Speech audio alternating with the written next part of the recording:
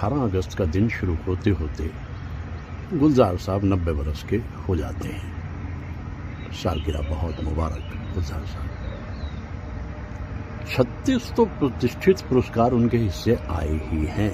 36 तो कम से कम, बाकी गिने जाएं तो और ज़्यादा भी निकल आएंगे, जिसमें 22 फिल्म फेयर अवार्ड हैं, 5 नेशनल अवार्ड हैं, दादा साहब फाल्के अवार्ड है, साहित्य अकेडमी अवार्ड है, ज्ञानपीठ पुरस्कार है और पद्म भूषण है और ऑस्कर भी है।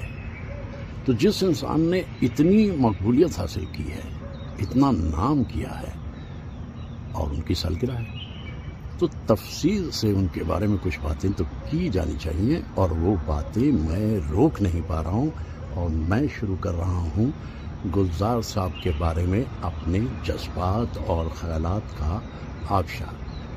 मुबारक गुलजार साहब।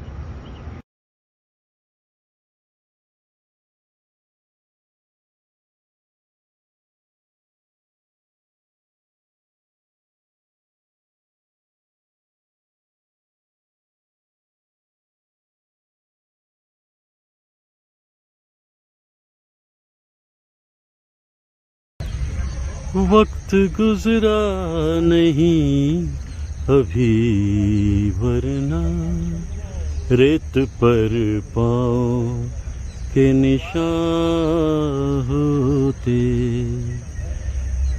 गीतकार या शायर जिसकी ख्याल की लताफत और नज़ाकत यहाँ तक जाती हो, वो तो गुलजार साहब ही हो सकते हैं। तो ये ख्याल गुलजार साहब का है और मैं उन्हें याद कर रहा हूँ सुबह सुबह, क्योंकि 18 अगस्त को वो 90 बरस के हो जाते हैं गुलजार साहब। एक पूरा जीवन सृजनात्मक, कलात्मक, और गुलजार साहब की ज़िंदगी के बारे में हम लोगों को बहुत सी बातें करनी हैं, उन्हें दुआएं देनी हैं और किस तरह से एक इंसान अपनी उड़ान लेता है और फिर कामयाब होता है, ये कमाल तो गुलजार साहब का है।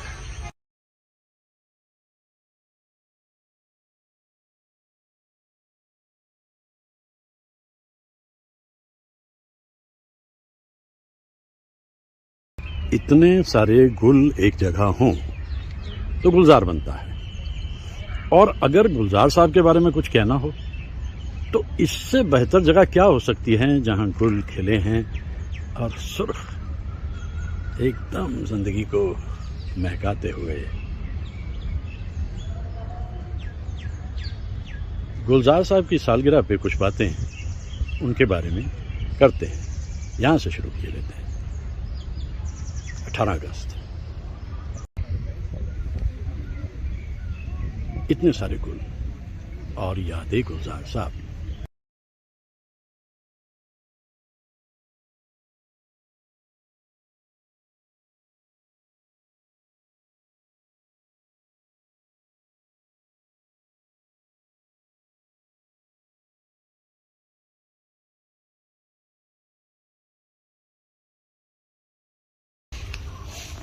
Is there Charan? No, sir. This gentleman is? No, he's a visitor. Huh? He starts? Yeah, yes. So, coming back to this beautiful place, ये खूबसूरत सी एक झोंपड़ी। ये दरअसल जो नौजवान हैं ये ट्रेनिंग इंस्टीट्यूट में हैं, हॉर्टिकल्चर ट्रेनिंग में। मैं जैसे उस दिन भी मिला था नंदीश से, चरण वॉज ऑल्सो देयर, तो इनका एक वीडियो बनाकर मैंने पोस्ट किया था और इन लोगों को बड़ी खुशी हुई, क्योंकि ये जो सच्चाइयाँ हैं ना कि आज के मेट्रो के दौर के अंदर ये छोटी छोटी सी चीज़ें, जिस तरीके से जो कंसेप्ट हैं इनके, वो बड़े खूबसूरत। और उस दिन भी मैं यही देख रहा था, जैसा मैंने कहा कि रही है वैसी जगह चलकर जहाँ कोई ना हो, लेकिन आज फिर इसी जगह पे आकर, क्योंकि इन दिनों ये जो फ्लावर फेस्टिवल है ये रहता 5-6 दिन है, इसमें जितनी बार आ जाओ, क्योंकि फिर 6 महीने इंतज़ार करना पड़ता है। और मैंने जैसा बताया कि मुझे बड़ी खुशी होती है यहाँ करके, I feel very happy, I feel dilated. और मुझे आप तो मैं गुलजार साहब को याद कर रहा हूँ। मेरे घर के आंगन में छोटा सा झूला हो, सौंधी सौंधी मिट्टी हो, लेपा हुआ चूल्हा हो, थोड़ी सी जमीन थोड़ा आसमान तिनकों का बस एक आशियाँ। गुलजार साहब की शायरी और उनके गीत जो हैं हर युग में अलग रहे हैं और with the passage of time वो जो उनके जी में आता है वो उसको लिखते हैं और दरअसल हमारे जैसे जो उनके कदरदां हैं मुरीद हैं उसको लपकते भी हैं। तो गुलजार साहब की ज़िंदगी के बारे में जितना मैंने पहले कहा, मैंने 4 साल पहले भी एक वीडियो बनाकर यूट्यूब पे उनके लिए डाला था और 3 मुलाकातें मेरी गुलजार साहब से हुई। वो तीनों मुलाकातें अपने ढंग की अनोखी और अनूठी थी और एक मुलाकात तो 70 मिनट की। सोच के देखिए कि एक जीवन में इतना कुछ भी इंसान को मिल जाता है। तो थोड़ी सी ज़मीन थोड़ा आसमां तिनकों का बस हो अगर एक आशियाँ तो बात क्या है। Thank you Nandish. स्टॉप। थोड़ी सी ज़मीन थोड़ा आसमां तिनकों का बस एक आशियाँ। अब जैसे इसी में एक जगह वो कहते हैं रात कट जाएगी तो कैसे दिन बिताएंगे। आगे क्या कहते हैं बाजरे के खेतों में कौए उड़ाएंगे। फिर वो कहते हैं बाजरे के सितों जैसे बेटे हो जवान। ये देखिए एक कॉमन मैन की जिंदगी दरअसल यही होती है कि रहने को एक छोटा सा घर मिल जाए और खूबसूरत उसकी एक अहलिया हो, रफीक हयात हो, 1-2 बच्चे हो जाएं और बस आराम से जीकर वो दुनिया से रुखसत हो जाए। और इन बातों को गुलजार साहब ने कितनी आसानी से अपने इस गीत के अंदर पिरो दिया। तो इस गीत का जो एहसास है मुझे इत्तेफाक है कि वो जगह मिल गई जहाँ आकर के मैं इसको किसी मॉल में जाकर तो नहीं गा सकता था ना, यहाँ गा रहा हूँ तो मुझे बहुत अच्छा लग रहा है और याद कर रहा हूँ गुलजार साहब को क्योंकि इतने बड़े कलाकार हैं, इतने बड़े इंसान हैं, कितनी उनकी अलग सी संवेदनशीलता है, अलग अलग तरह से लिखते भी हैं और वो गीत और स्टोरी और सब कुछ करते हैं काम, डायलॉग राइटर भी कमाल के हैं। तो ऐसे इंसान को क्यों ना हम याद करें और कितना याद करें, बस कितना याद करें। पुकारो मुझे नाम लेकर पुकारो मुझे तुमसे कितनी खबर मिल रही। हो सकता है कि गुलजार साहब ने ये पंक्तियां मेरे लिए लिखी हों कि तुम मेरा नाम ले लेकर के पुकारते रहो और कहीं ना कहीं मिल जाएंगे। और हम मिले, 3 बार मिले और वो 70 मिनट की दोस्ती उनके साथ में कभी भूलता नहीं। दिन था 29 सितंबर और 2004। मैं धन्यवाद अपने मित्र कमलजीत का करता हूँ। उसके बाद भी 2 बार मिले, उसके लिए भी मेरे दोस्त थे जिम्मेदार क्योंकि उनके साथ गुलजार साहब की बड़ी अच्छी दोस्ती है। फिल्म माचिस में किरदार था एक, वो बड़े अच्छे ढंग से निभाया था कमलजीत सिंह हमारे मित्र ने। ऐसे thank you. Close it now. Okay, ये छोटी सी झोंपड़ी जो आपको दिखाई दे रही है इन कमाल के इंसानों का किया हुआ काम है और देखिए इसकी आर्टिस्ट्री अपने आप में फर्स्ट रेट है और मैं तो जानता हूं कि देर सवेर कहीं ना कहीं इसी जगह जाके रहना होगा। तो ये हमारे जो मित्र हैं ये बड़े हार्ड वर्किंग लोग हैं। नंदीश से मैं मिला, बसवराज से मैं मिला, लक्ष्मण से मैं मिला, and nice people in fact. और मैं आप लोगों से दुआ करता हूं कि जब भी कभी आप हॉर्टिकल्चर के लिए आएँ, meet these people, they are very nice, courteous, and आगे से मिलते रहेंगे।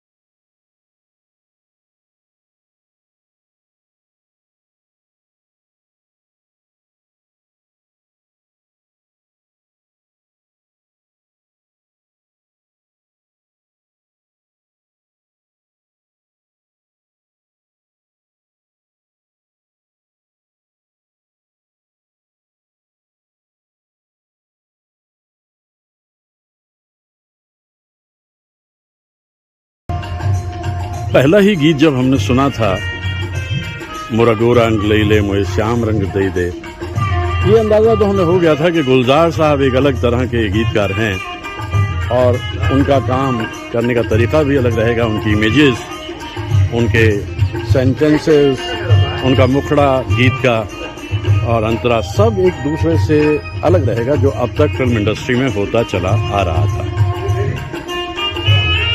गुलजार साहब के गीतों को हम रेडियो पे ही सुनते थे उस ज़माने में, चूँकि 60s जो था वो तो रेडियो डेज था ना, और रेडियो पे जब ये गीत हमने सुना तो बहुत तसल्ली मिली कि देखिए एक नया गीतकार आया है। चूँकि अभी तक शैलेंद्र जी जो गीत लिख रहे थे वो अपने ढंग के अनूठे अनोखे होते थे। और अब खुशी ये रही कि भाई चलिए एक नया एहसास फिल्म इंडस्ट्री में आ गया। रफ़ी साहब को सुना फिर हमने, जाने कहाँ देखा है, जाने कहाँ देखा है, जाने कहाँ देखा है। ये गीत भी बहुत ही अलग तरह का गीत था। हेमंत दा ने इसकी धुन बनाई थी। हेमंत दा से उनकी बहुत जल्दी दोस्ती हो गई थी और सलील दा से भी।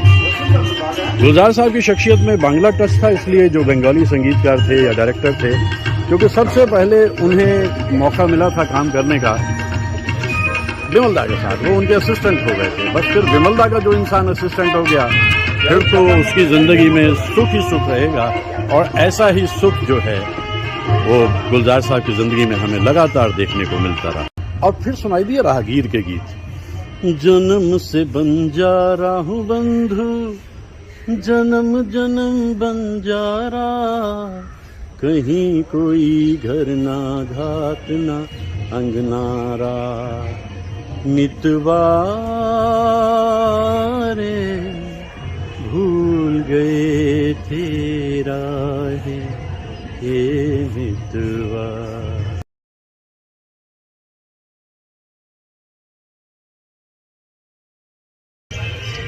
गंगा आए कहाँ से, गंगा जाए कहाँ रे,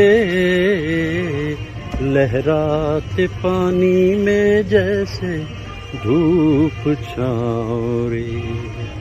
धीरे धीरे गुलजार साहब के ख्यालात की गहराई और बढ़ने लग गई और जो भी गीत वो लिखते थे उसमें कुछ अलग सा दिखाई देता था अन्य गीतकारों के मुकाबले। अब एक गीत मैंने सुना, मेरी आवाज किसी शोर में गर डूब गई, मेरी खामोशी बहुत दूर सुनाई देगी। अब ये गीत बहुत कम सुनने को मिलता है, लेकिन मैं तो फिर उसके बाद ये हुआ कि रेडियो पे जो गीत मिलते थे हमें उनको ले लेते थे और फिर धीरे धीरे हमारे पास में वो HMV का कैलिप्सो भी आ गया 1971 के आसपास। बस फिर तो हम रिकॉर्ड्स खरीदते थे, उन रिकॉर्ड्स में अलग अलग तरह के गीत हमें गुलजार साहब के मिलते। पुकारो मुझे नाम लेकर पुकारो, मुझे तुमसे अपनी खबर मिल रही है। अब बताइए, ये ख्याल किसी आम इंसान का हो सकता है क्या? मुझे तुमसे अपनी खबर। कई बार यूं भी हुआ है सफ़र में, अचानक से दो अजनबी मिल गए। अजनबी तो बहुत लोगों को मिलते हैं, लेकिन सुरों में और लफ्ज़ों में इस तरह से पिरोना तो गुलजार साहब ही जानते। एक जगह वो कहते हैं, कुंवारे लबों की कसम तोड़ दो, कुंवारे लबों की कसम तोड़ दो। उनकी अपनी इमेजेस हैं, उनके अपने सोच के दायरे हैं, जिनसे कभी कभी वो बाहर आते भी हैं तो गहराई उतनी ही रहती है जितनी शुरू में होती है, गीत के आखिर तक बनी रहती है। गुलजार साहब के गीत बहुत अनोखे और अनूठे आज तो और भी ज़्यादा सुनाई देते हैं। देखिए, एक इंसान का कमाल देखिए, लगभग 62 ईयर से वो फिल्म इंडस्ट्री में अपना दुर्ग का मतलब होता है किला, अपना किला संभाले बैठे हैं और कभी किसी ने उस किले पे सेंध लगाने की कोशिश भी नहीं। फूलों की इस नगरी में आकर मैं तो बहुत खुश महसूस कर रहा हूँ, क्योंकि यही ख्यालात हमें गुलजार साहब की शायरी में या उनके गीतों में दिखाई देते हैं, सुनाई देते हैं। और सभी संगीतकारों के साथ बहुत अच्छा काम वो करते रहते हैं।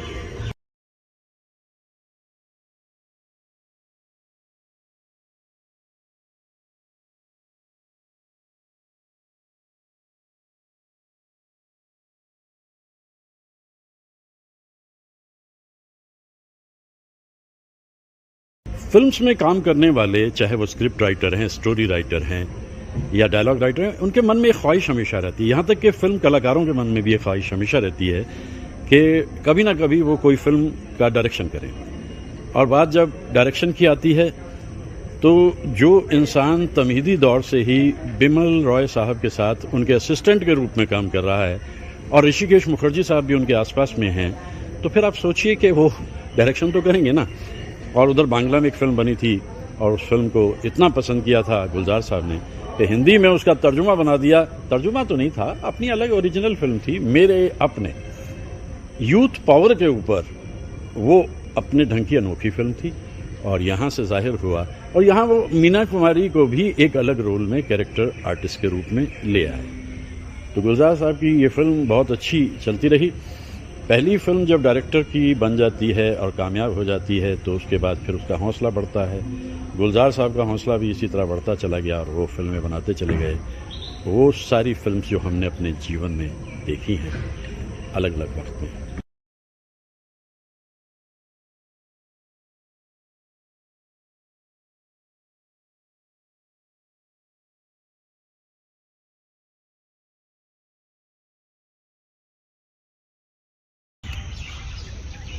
अब आप ये देखिए कि जो इंसान इतना कमाल का गीतकार है उनकी शायरी भी आप सुन लीजिए।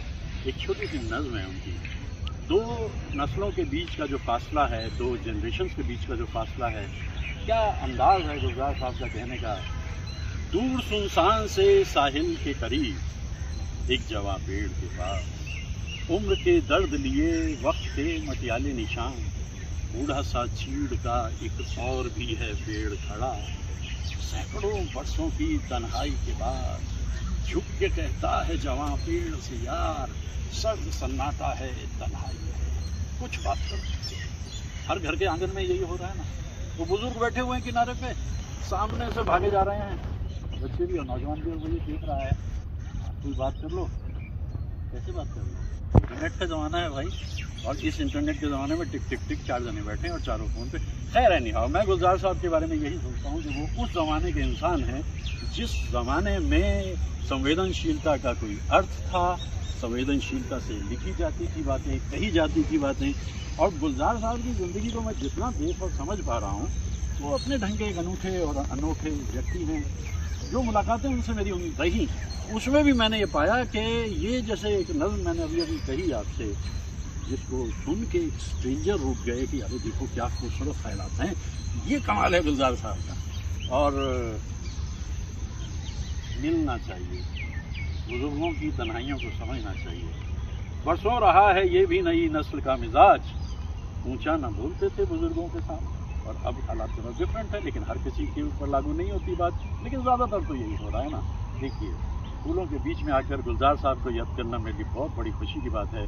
नौजवान ने मेरे लिए वीडियो बनाया। तुम्हारा नाम बच्चे? यशस। यशस। किशन? यशस। यश। यश। यश, तुम्हारा यश बुलंद रहे। वैसे तो मैं जितनी फिल्मों का भी जिक्र करूं, गुलजार साहब की जिक्र कम रह जाता है, लेकिन किनारा अपने आप में एक बड़ी गहरी फिल्म थी। और मैं ये भी साथ साथ आपको कहना ज़रूर चाहूँगा कि डायरेक्शन अपनी जगह, अदाकारी अपनी जगह, लेकिन इन फिल्म्स ने जो ऊंचाई बहुत ज़्यादा पाई उसकी वजह इनका संगीत भी है। किनारा में तो कमाल कर दिया पंचम ने और भूपेंद्र साहब ने। मीठे बोल बोले बोले पायलिया, इस तरह से एक टीम वर्क इन लोगों का था कि आज उस सब को हम याद करते हैं तो लगता है वो दिन कितने सुंदर थे। आंधी सबसे ज़्यादा मकबूल फिल्म है गुलजार साहब की, और उसके डायलॉग्स जो उन्होंने लिखे और जो अदाकारी संजीव कुमार और सुचित्रा सेन ने की। एक जगह पे हंगल साहब कहते हैं, ना मिलने से कहीं रिश्ते टूटते हैं। कितनी गहरी बात कहते हैं गुलजार साहब। और एक जगह ये भी है कि जब आरती देवी देख रही है होटल में जाके, तो ज़रूर कोई है यहाँ जो मुझे अच्छी तरह जानता है, हर चीज़ मेरी पसंद की दिखाई दे रही है। ये कमाल गुलजार साहब का है। बाकी कमाल पंचम का है, पंचम के बनाए हुए गीत इसमें। तेरे बिना जिंदगी भी, लेकिन जिंदगी तो नहीं, ला ला ला ला ला। मैं तो आज यही कोशिश कर रहा हूँ कि फूलों की संजुमन में ही, मतलब इस गुलजार में ही हम गुलजार साहब को याद करते रहें। और गुलजार साहब की अपनी उड़ान तो हर युग में अलग ही रही है। अपने हिसाब से ज़िंदगी जी है हमेशा उन्होंने। और ये फूल इतने सारे, आंधी कमाल की फिल्म थी। जो एक फिल्म मुझे बहुत पसंद है गुलजार साहब की, वो मौसम है। मौसम तो अपने ढंग की एक अनूठी फिल्म है, शर्मिला टैगोर और संजीव कुमार, और इसमें संगीत है मदन मोहन जी का। मदन मोहन जी ने भी इसके लिए जो धुनें बनाई, और ख़ास तौर से गालिब का वो मिसरा लिया उन्होंने, गुलजार साहब ने दिल ढूंढता है फिर वही फुर्सत। गालिब को इस कदर पसंद करते थे गुलजार साहब, जो मैं उनसे तबादला ख्यालात कर रहा था तो उनसे मैंने पूछा कि कोई अधूरा ख्वाब रह गया गुलजार साहब, तो गुलजार साहब ने ये बताया कि भाई गालिब पे एक बनाना चाहता था फिल्म, लेकिन बना नहीं पाया, लेकिन जो सीरियल उन्होंने बनाया गालिब पे गुलजार साहब ने, वो तो अनूठा और अनोखा है। आज भी देख लाएगा नसीर, जगजीत सिंह और गुलजार साहब का इकट्ठा हो जाना। तो मौसम मुझे इसलिए पसंद है क्योंकि इसमें रेट्रोस्पेक्ट बड़ा ज़बरदस्त है। अतीत के ऊपर जितनी पकड़ एज डायरेक्टर गुलजार साहब की है, मुझे नहीं लगता कि ऐसा कहीं मैंने और देखा है। अपने ढंग की अनूठे डायरेक्टर हैं। रुके रुके से कदम थक के बार बार चले। भाई एक बात तो मैंने आज कमाल कर दिया कि आप अगर मेरी बातचीत को सुनने में ना भी इंटरेस्टेड हो, क्योंकि कुछ लोग कहते हैं भाई बहुत ज़्यादा कह जाते हैं, कभी 30 मिनट कभी 40 मिनट, ऐसा क्यों कर देते हैं आप मुझे बताइए गुलजार साहब के बारे में क्या 15 सेकंड का एक टिकटॉक बना दूं? आप प्रसन्न होंगे? जी नहीं। ये लोग इतने बड़े कलाकार थे कि इनके लिए इससे कम पे बात चलती नहीं। इसीलिए गुलजार साहब पे पहले भी मैंने बहुत कुछ कहा। आज ये जो वक्त है, इस वक्त भी कह रहा हूँ, क्योंकि 18 अगस्त को 90 वर्ष के हो जाना गुलजार साहब का बहुत बड़ी बात है, और उनकी सेहत सलामती के लिए तो हम दुआ करते ही हैं। कितनी सारी फिल्म, दरअसल एक जो फिल्म माचिस उन्होंने बनाई थी 96 में, वो बड़ी अनोखी फिल्म थी। थोड़ी कंट्रोवर्सी भी हुई उस पर, लेकिन गुलजार साहब को कोई फ़र्क नहीं पड़ता, कंट्रोवर्सी तो पहले भी होती रही थी। इसके बाद उन्होंने एक फिल्म बनाई हुतुतु। खुद एक जगह उन्होंने कहा कि सच ये भी है कि उस फिल्म को बनाते हुए इतनी तकलीफ़ें उठानी पड़ी कि फिर मैंने कभी कोई फिल्म बनाने की सोची भी नहीं। यानी तो समवेयर 99 फिर नहीं बनाई उन्होंने कोई फिल्म। और उसके बाद भी वो गीत लिखते हैं और अपनी बात कहते हैं जहाँ उन्हें कहना होता है। आज तो इन फूलों की अंजुमन में मैंने इन वीडियोस को इसलिए शूट किया है कि ऐसा मौका फिर कहाँ मिलेगा।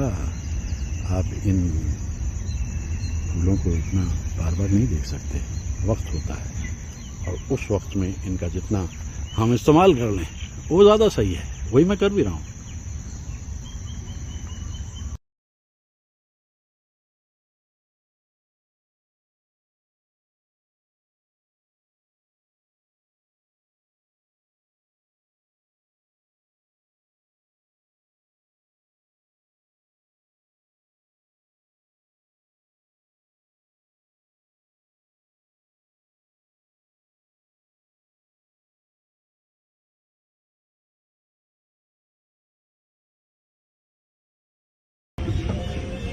आँखों में नींद न होती, आंसू ही तैरते रहते, ख्वाबों में जागते हम रात भर।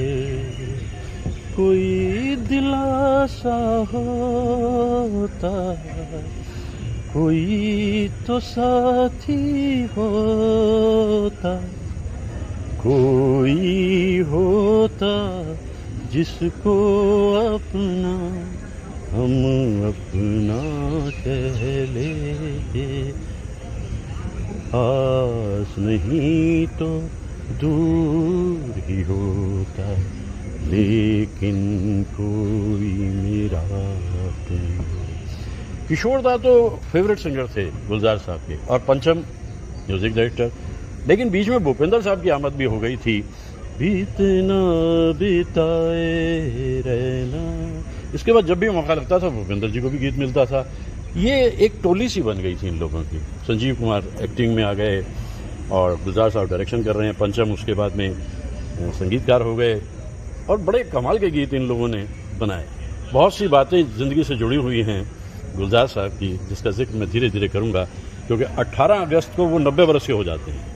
90 बरस, 90 ईयर्स, और आज भी उनके मन में जो ज़िंदगी के ख्यालात हैं वो बहुत ही अलग तरह के ख्यालात हैं। तुझसे नाराज नहीं जिंदगी, हैरान हूँ मैं, हैरान हूँ मैं तेरे मासूम सवालों से, परेशान हूँ, परेशान हूँ मैं।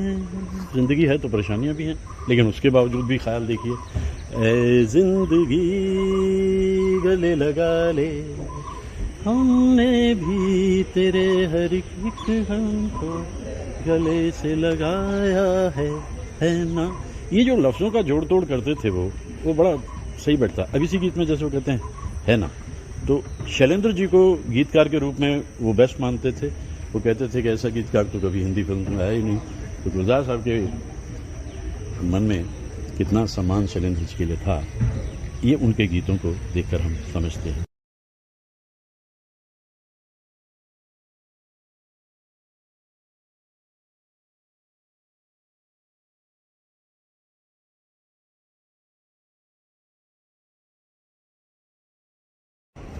हेमंत दा और सलील दा के साथ काम करते करते ऐसे खूबसूरत गीत लिख दिए थे गुलजार साहब ने कि अब आ गए पंचम। वैसे बर्मन दादा के साथ उन्होंने अपना करियर शुरू किया था, लेकिन पंचम के आने से तो एक नई रौनक आ गई। अब आप सोच के देखिए कि दोस्ती कितनी गहरी होगी कि रात के लगभग 12-1 बजे पंचम पहुंचते हैं और जाकर उठाते हैं और कहते हैं, ए गुलजार उठ जा, चल एक धुन बनाइए, चलते हैं बाहर। गाड़ी में बैठे बाहर गए और वहाँ थोड़ी दूर जाकर के बोनट पे ताल देनी शुरू कर दी, ला ला ना ना ना ना ला ला ला ला। अब लिखो इस पे कुछ शब्द, लिखो इस पे कुछ शब्द लिख गुलजार, ऐसे बोलते थे वो, इतनी मोहब्बत आपस में ऐसे बोलते थे। मैं सोचता हूँ कि कितनी दोस्ती रही होगी उनके बीच में कि जब एक गीत लिखकर पहुँचे गुलजार साहब पंचम के पास, ले वही इसकी धुन बना लो, और उसको पढ़ते ही उसे उठा के फेंक दिया पंचम ने। अरे कल को टाइम्स ऑफ इंडिया लेके आओगे, कहोगे धुन बना दे इसकी, भाई ये क्या गीत हुआ। आशा जी पास ही बैठी हुई थी, उन्होंने उसको उठाया गीत को और गुनगुनाना शुरू कर दिया, क्या कर रही, क्या क्या क्या धुन बनाई आशा, और पूरा गीत बन के तैयार हुआ।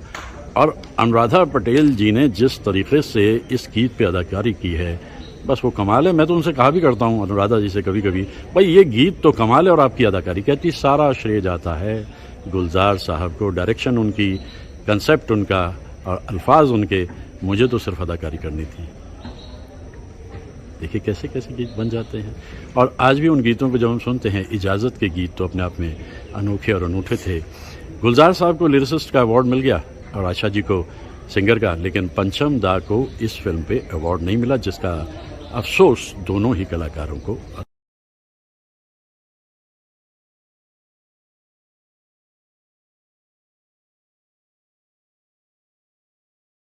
जहां से तुम मोड़ मुड़ गए थे, वो मोड़ अब भी वहीं खड़े हैं,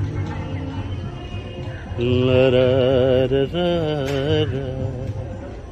बड़ी वफा से निभाई तुमने हमारी थोड़ी सी बेवफाई। ये धुन तो खयाम साहब की और अल्फाज जो हैं ये तो गुलजार साहब के हैं। जाहिर हो जाता है कि वो मोड़ अब भी वहीं खड़े हैं। और मैं अपनी ज़िंदगी को भी अगर देखता हूँ तो मैं 50s और 60s के सिनेमा से बाहर आता ही नहीं, और 70s में आकर के गुलजार साहब का सिनेमा जो है वो एक नई रंगत लेकर आया। इसलिए वो फिल्म बस ज़रूर देखता हूँ उनकी, गुलजार साहब की लगभग सारी फिल्म्स मैंने देखी हैं। अब परिचय एक ऐसी फिल्म है, उसके बाद फिर कोशिश उनकी फिल्म है, और कोशिश के बाद में किताब भी है, किनारा भी है।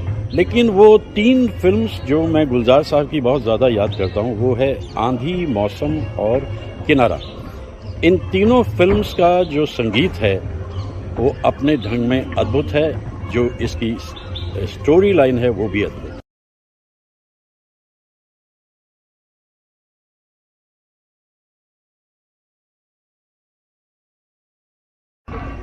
हमने देखी है उन आँखों की महकती खुशबू, प्यार को प्यार ही रहने दो, कोई नाम न दो,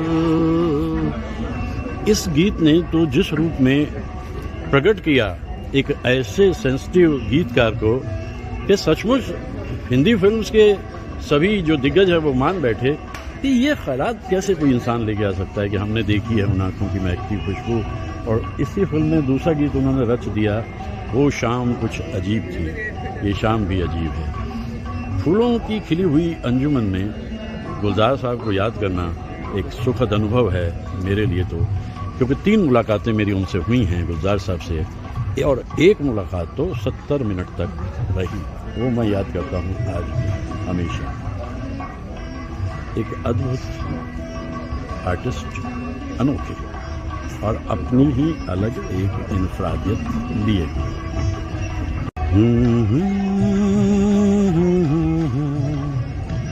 पुकारना तुम्हारा इंतजार है,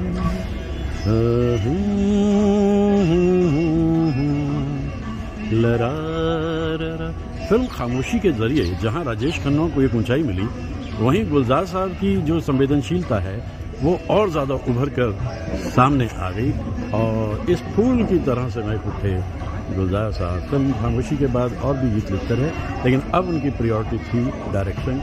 और एक के बाद एक जो गुलजार साहब की फिल्म है 70s की, उन्हें हम देखते हैं कुछ और बातें आगे चलकर इस बारे में।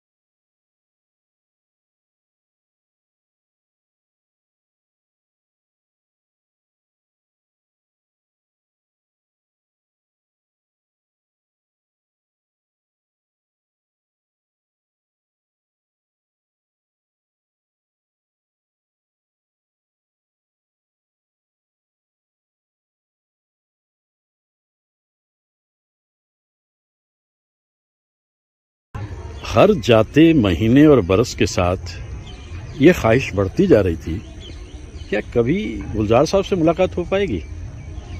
जज्बों में सदाकत हो, पावर ऑफ ड्रीम्स, और सब कुछ सच हो जाता है। ऐसा ही कुछ हुआ 29 सितंबर को इंडिया इंटरनेशनल सेंटर में। मित्र कमलजीत रुके हुए थे, उनके साथ हम दोस्त बैठे गप्पे मार रहे थे।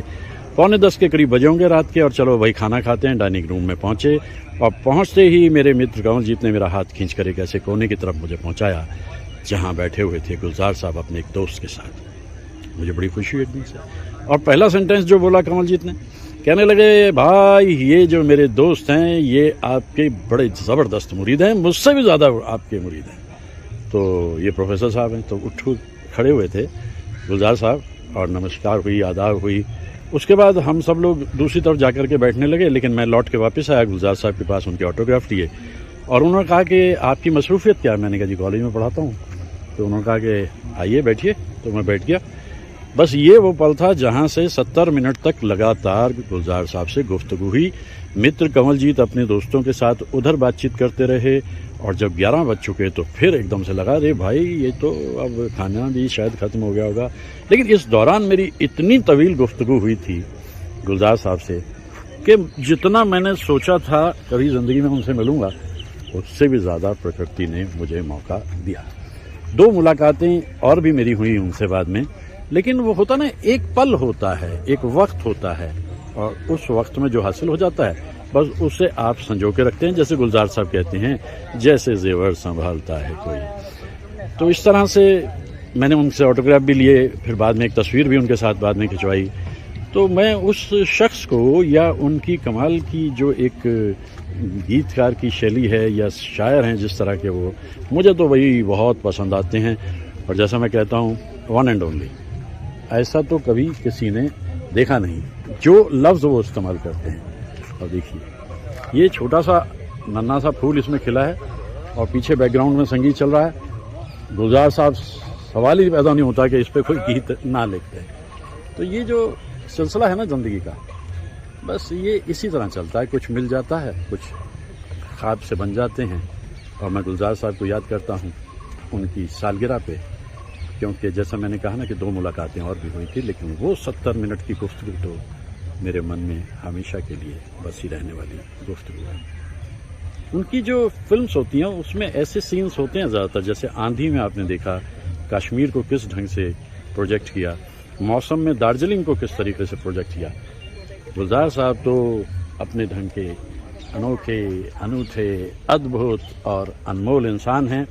90 बरस के होने पे भी हम उनके लिए दुआ करते हैं कि 10 बरस अभी उन्हें और मिलने चाहिए सेहत स्वास्थ्य के साथ में, और फिर उससे आगे वो तय करें कि भाई और कितने बरस चाहिए। बस ये समझ लीजिए, ये जो फूल है ना, इसकी इनफरादियत, इसकी अपनी ओरिजिनलिटी, बस इसी तरह के हैं गुलजार साहब।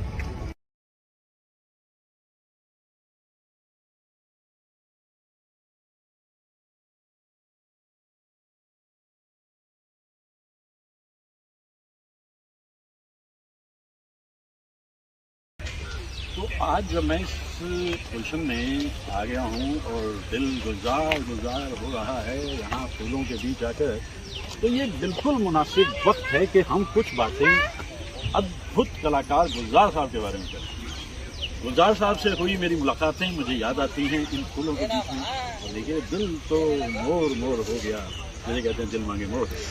जो मुलाकातें मेरी उनसे हुई, उनसे बड़ी तवील गुफ्तगू हुई, उनकी क्रिएटिविटी, उनके सृजन के बारे में, उनके फिल्म्स के बारे में मैंने जो बातें की वो अक्सर मैं अपने दोस्तों तक पहुंचाता रहता हूं यूट्यूब के ज़रिए, और ये बातें भी मैं उन तक पहुंचाऊंगा। और मुझे बहुत ही अच्छा इसलिए भी लगा कि ये जो अद्भुत दृश्य है ये 6 महीने में एक बार मिलता है, क्योंकि इतने सारे फूलों की अंजुमन जिसमें मन गुलजार गुलजार हो जाए ये तो कम होता है। तो देखिए, मैंने इनसे रिक्वेस्ट करी, आपका नाम बोलो। पुनीत। पुनीत ने क्या, मैं नहीं जान रहा पुनीत को, पुनीत मुझे नहीं जानते, नहीं मालूम, मैं एक रिटायर्ड प्रोफेसर हूँ और वीडियो बनाता रहता हूँ, लेकिन पुनीत से रिक्वेस्ट करी, एकदम क्या, हाँ सर। तो ये नौजवान जो है ना, मैं इन्हीं की कहता हूँ यंगिस्तान जिंदाबाद। और इससे पहले कि मैं आगे बढ़ूँ, एक कलम पुनीत को मैं जरूर भेंट कर देता हूँ। Puneet thank you. और ये देखो मोर को थोड़ा और करीब से इधर से ले लेते हैं, तो मैं भी, मेरा दिल जो कहेगा ये दिल मान लीजिए, more more more. And thank you.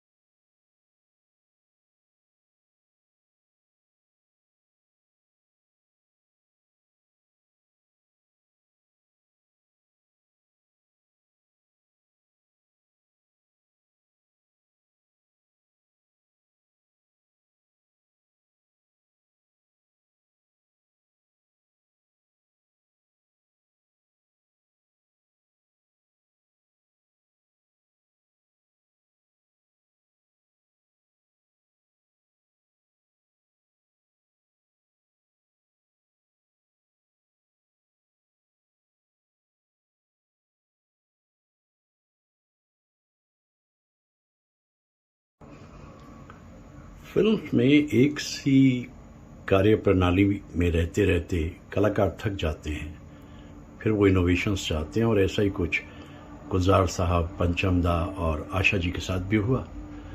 उन्होंने सोचा कि चलो भाई घूमते फिरते हैं, दुनिया देखते हैं, वो हिस्सा जो बहुत अरसे से हमने मिस किया हुआ था, चलो उधर चलते हैं। और नतीजा ये निकला कि कभी ज़मीन पे, कभी आसमान पे, कभी लहरों में, कभी नहरों में घूमते रहे। और लौट के जब आए तो गुलजार साहब ने कितने ही सारे गीत लिखे और गज़लें लिखी, और पंचम ने धुन बनाई और आशा जी ने गाया। ऐसा संगीत भी कभी बना नहीं था, चूँकि इसमें अनकंडीशनिंग थी, फ्री, एकदम से फ्री माइंड, फ्री हार्ट। और उसको डबल एल्बम को नाम दिया दिल पड़ोसी है। ऐसा संगीत भी कभी सुनने को मिला नहीं। भीनी भीनी भोर भोर आई, रिश्ते बनते हैं, कोई दिया जले कहीं, माझी रे माझी रमैया माझी। मतलब ये कि जो गुलजार साहब के मन में था, इतने अरसे से वो फिल्म्स में नहीं लिख पा रहे थे, वो उन्होंने लिखा। और पंचम ने अपना ऐसा ऑर्केस्ट्रा साधा कि कभी सुनिएगा आप, दिल पड़ोसी है को मेरे हवाले ये हुआ था अक्टूबर 1987 में, और कितना सुनता था मैं। अब भी जब मौका लगता है तो इस एल्बम को मैं सुनता हूँ। फाइनेस्ट, गैर फिल्मी है, मतलब फिल्म से अलग है ये एल्बम्स दोनों, और लुत्फ आ जाता है उस संगीत को सुन के। तो ये एक हिस्सा गुलजार साहब की ज़िंदगी का बहुत अलग रहा। बाकी गुलजार साहब ने बहुत सारे ऐसे कैसेट्स बनाए जिनमें जगजीत सिंह के साथ वो गा रहे हैं, भूपेंद्र के साथ गा वो लिख रहे हैं। गा तो भूपेंद्र और जगजीत रहे थे, लेकिन लिख गुलजार साहब रहे थे। तो ऐसे कलाकार जो हर हिस्से में दिखाई देते हैं, और बेहतरीन काम करने का उनका तरीका हमेशा ही रहा है गुलजार साहब।